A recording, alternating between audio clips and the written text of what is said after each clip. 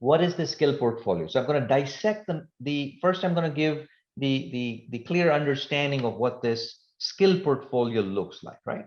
So it's a showcase of skills applied to a given context, a given problem, a given situation, for the purpose, and that's the key important thing. This is not a research paper.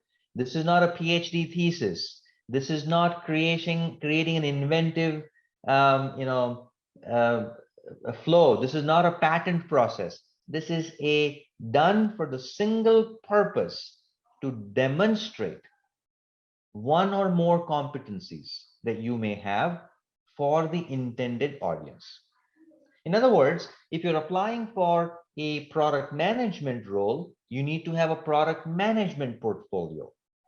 If you're applying for a UX designer role, you need to have a different portfolio that highlights UX skills. You cannot use the same portfolio. I guess you can. You should not use the same portfolio for the same competency.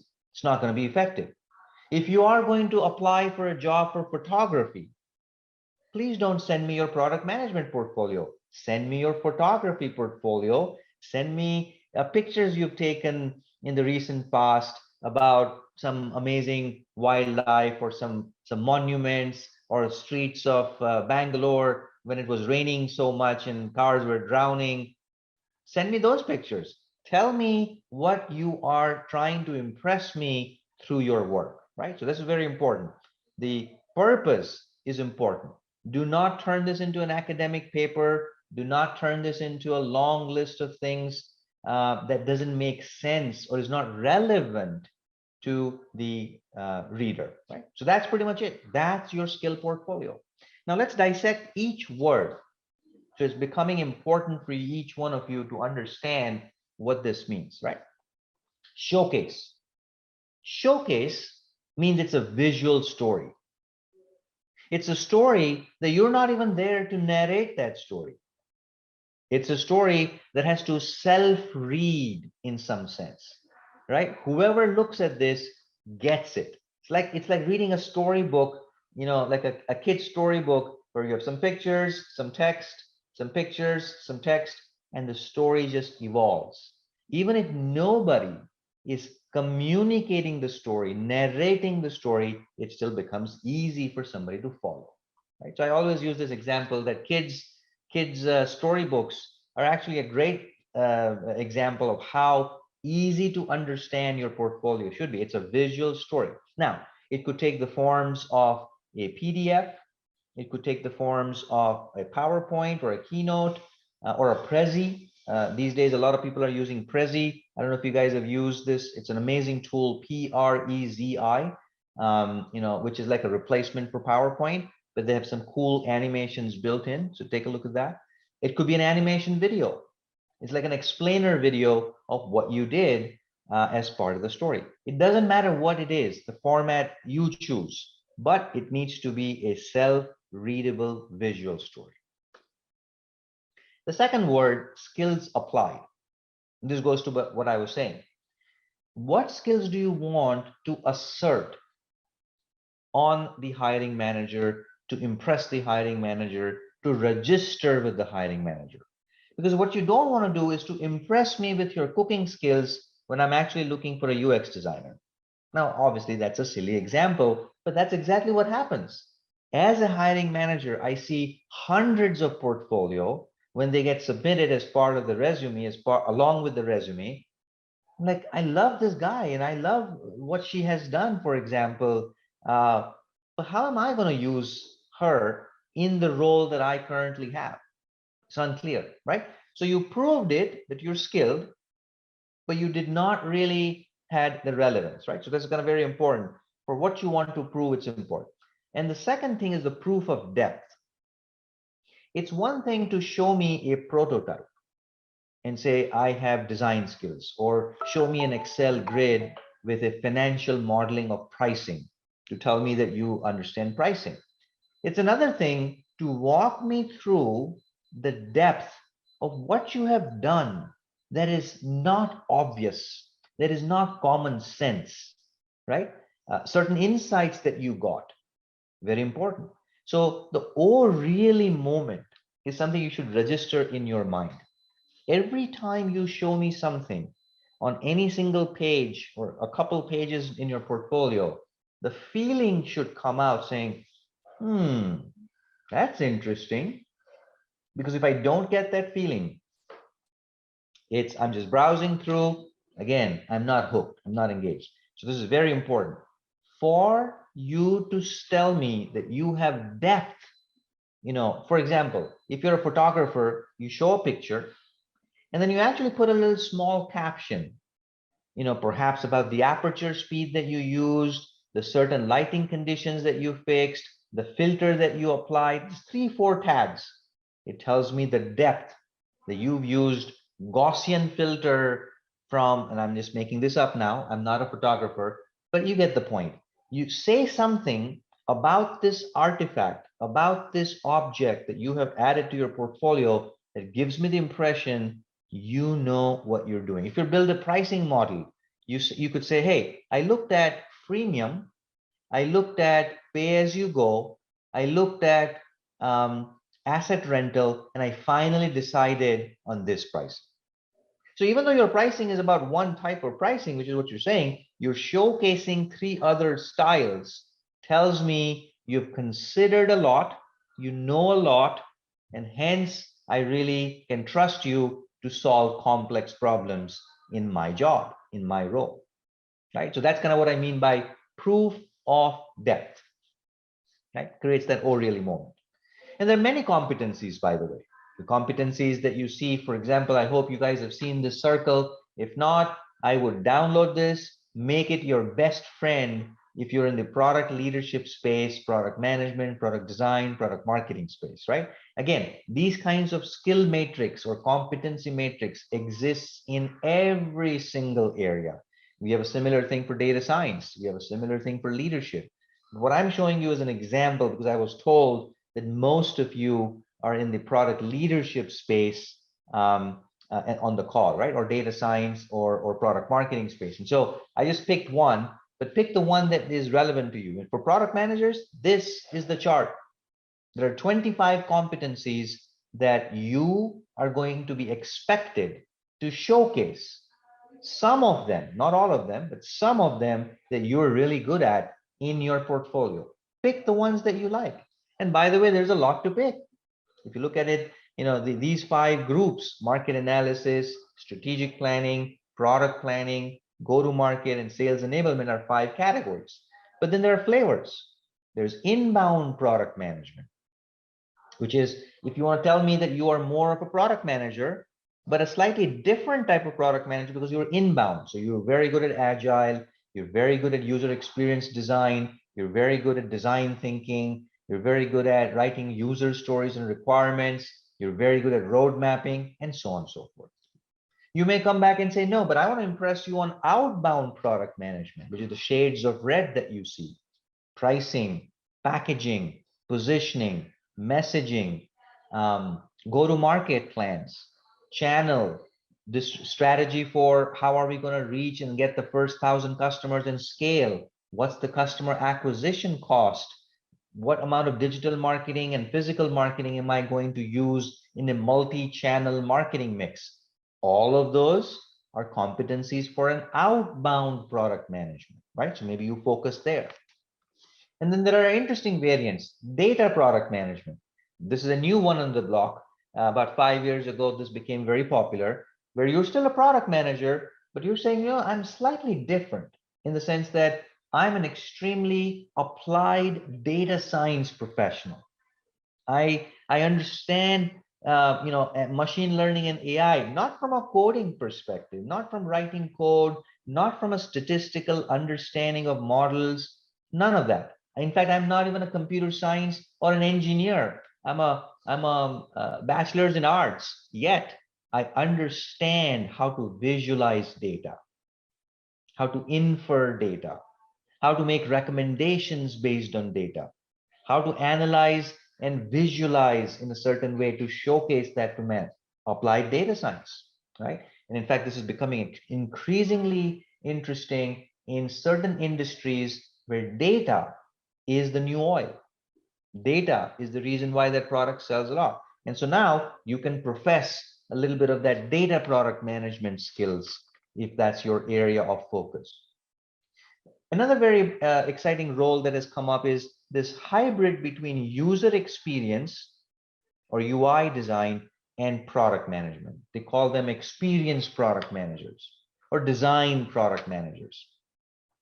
And these are folks who understand the end-to-end life cycle, the end-to-end journey of the customer, right? They take a lot of interest in the small details about how to delight the customer, right? If you think about Apple and Apple's products, they're full kind of, rich with design elements right from the packaging till you actually first open the box and turn on your iPhone. And of course, everything else after that. Somebody has to look at this from a design perspective, combining business and design, combining customer experience, along with the business, right? So this is way more than UI or UX design. In fact, if you look at the hierarchy, there is the, what we call CX, customer experience. Then you have BX, business experience. Then you have PX, product experience, how the technology works. Then you have UX, user experience, how the user operates, right? So customer experience is much bigger, much more business focused than screens and fonts and colors on what you see on the interface. Are you a product manager that can explain customer experience, have experience with doing some projects, even if it's a fictitious project, by the way, even if it's not a real project in a real company, but the fact you worked on it shows example of proof. And that's your design product management. The next is your digital product management, right? And this is becoming very important in consumer internet companies, Swiggy's and in India, if you look at Flipkarts and Swiggy's and Zoho and Uber, all of these companies are dying to hire product managers who understand SaaS, software as a service, who understand cloud-based software and the management of users on it, who understand analytics, looking at digital data to figure out what customers are doing. Because again, a lot of it is self-service. There is no sales force selling, right? Just like B2B, this is a lot more digital. Again, that's a digital product management nuance, platform product management, and so on, right? Without getting into too much details, the point is you need to figure out which competencies you want to be seen as. You can't be seen as I know everything, right? If you say I know everything, most likely, there are exceptions, but most likely I'm going to walk away thinking as a hiring manager, this guy is a butter knife, right? He's a knife, but he's not going to cut anything. It's going to good to spread everything, but he's not going to be precise in doing one thing well. And so I would say avoid being a butter spread and instead focus on some of these kind of anchors, go deeper, build your portfolio to kind of showcase that, right? So that's kind of what about the skills applied. The third part of the definition is the context. What problem are you picking is important. What's the problem context? And ideally, we want you to find a problem. For example, one of the portfolio that I saw very recently from one of my students in India, he created an entirely different checkout experience for Swiggy on how to order a biryani. As simple as that. And his view is, if you follow these steps, it's going to save $4.5 million for Swiggy if you actually do this type of checkout, because there's less friction. Customers are going to love it. They're not going to fall off, because what happens in an e-commerce app, right? You generally browse, you look at the biryani, you think you want it, you add it to the cart, but you don't check it out. You don't check out, you don't pay. How do you create what we call reduction of cart abandonment, right? This is like a cart. You put something into the cart. Imagine a grocery store. You put things in the cart, but you never really bought it. You just left the cart and you got a phone call and you had to leave, right? This is a big problem in the industry. How do you solve that? With his checkout. So he took a very specific angle to showcase that portfolio, showcases design skills, showcases digital skills, showcases product management and business skills, right? And so brilliantly done. You can choose any problem context. You don't need permission from Swiggy to go build this, by the way, right? This is your own, opinion on how to do it. So the problem context is important because what industry you choose is going to be also exciting based on where you want to go. Let's say you are going back to Garima's question. Let's say you were in Cognizant or you were in Infosys or Wipro or Accenture, you were in a services company and you wanted to kind of move into a fintech company like a Paytm or Chase or pick your favorite. It is better to pick a project. It is better to pick an idea. It's better to pick a context in the fintech space because now it shows me that even though your resume does not have fintech as an experience, your portfolio tells me that you've thought about it, you understand the space, you've looked at the competition, you've looked at the surface players, and here's what you're recommending, right?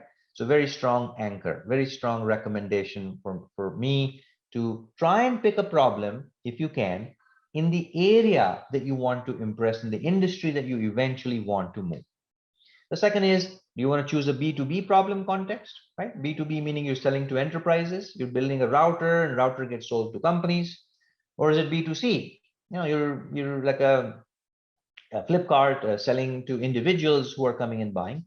Or are you trying to do B2B2C, which means you sell to businesses so that businesses can then sell to their consumers, right? All these are choices. Think about it and choose wisely is the point here, right? From a context perspective. And then it's all about demonstrating. It's all about showcasing. In some case, it's a show off, right? In some sense, you may want to amplify that you really know this stuff. You've got it. You've got it. You know how to show this.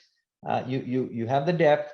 You may not have it in the work experience in your resume because you've not been given a chance to work on it. But you took this project, you learned what you learned, you've applied that to this context, to this problem, and now you are able to demonstrate. And that's it. That's pretty much what a skill portfolio looks like. Right? Hopefully I've given you enough context by dissecting every single word so that you can construct the picture of what this portfolio thing really is.